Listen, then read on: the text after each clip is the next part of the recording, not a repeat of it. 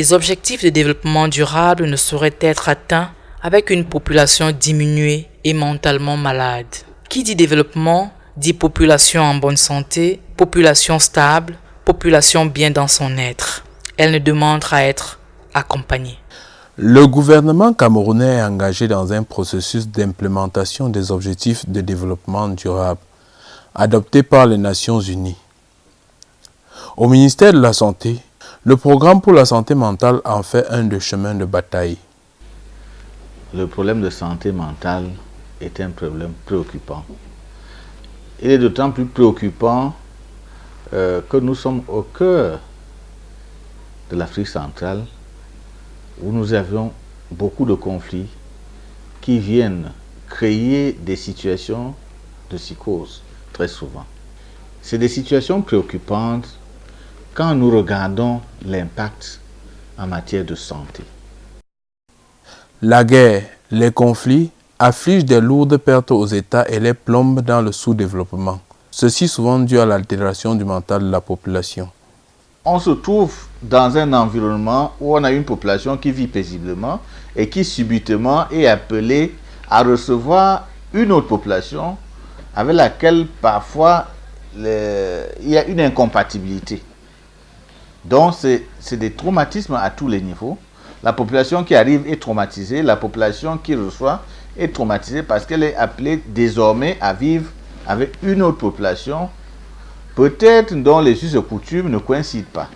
On ne peut pas parler de développement durable sans parler de la santé mentale. Il faut qu'on comprenne bien que la santé mentale fait partie intégrante de la santé. Si mentalement on n'est pas équilibré, il faut être sûr que même les actes qu'on va poser ne vont pas être des actes bien réfléchis. Si vous n'avez pas le moral tranquille, vous ne pouvez pas être productif. Non, les gens me regardent au quartier là, comme avant là, je cherchais des petits travails au quartier, je mange avec, je m'habille avec. Et maintenant là, même le travail, même je n'ai pas. Je reste comme ça, je vois mes amis en train de travailler, moi je n'ai pas la force de travailler. Vivre, penser à demain, à l'avenir. Ce sont là les motivations des experts et partenaires du ministère de la Santé sur le terrain qui vivent, capitalisent les réalités, y travaillent afin de donner du sourire à la population. On a créé un service de médecine traditionnelle. C'est parce qu'on reconnaît en nos plantes des valeurs intrinsèques qui peuvent permettre de guérir des gens. Il est donc temps que nos chercheurs fassent la promotion de cette médecine traditionnelle. C'est urgent qu'on développe une réponse adéquate et au moment opportun. Voilà, pour éviter donc, n'est-ce pas, à l'avenir, cette société qui sera vraiment très violente, qui va donc compter les victimes collatérales ou même les victimes primaires dues aux maladies mentales. Tôt ou tard, tous ceux que vous voyez bien portants, ils peuvent aller vers la décompensation. Et ce sera trop tard pour nous. Il faudrait que les gens s'organisent pour développer leur environnement.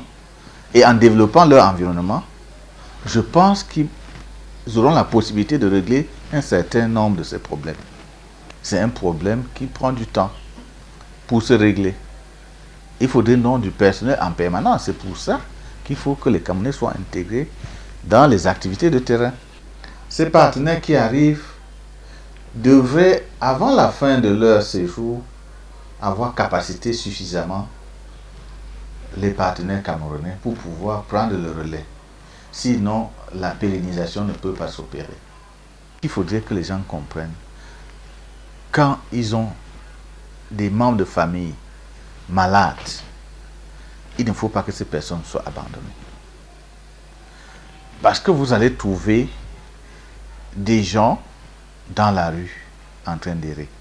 Ils sortent quand même des ménages, ils sortent des familles. C'est à ce moment-là qu'ils ont besoin de notre appui, de notre confort, de notre environnement, pour mieux se faire prendre en charge. Et il faut que chacun apporte sa pierre à l'édifice. Le ministère de la Santé seul ne peut pas. régler tous ces problèmes.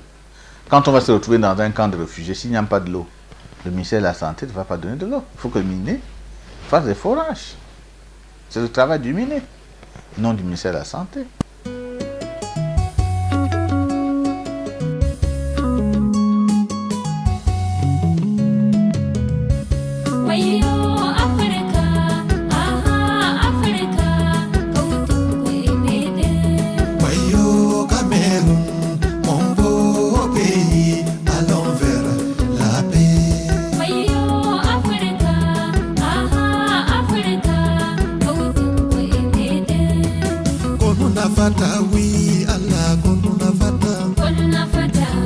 Fata